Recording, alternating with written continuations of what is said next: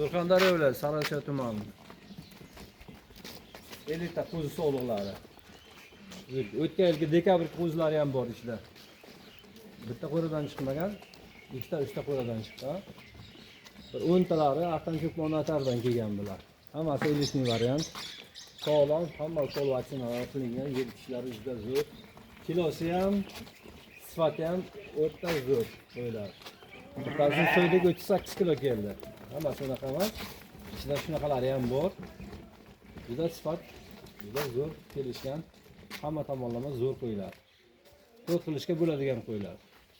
Narxlari 5 million 400 ming so'mdan deyapmiz. Bir qism o'tadigan joylari ham bor bular. Kelishishga bog'liq.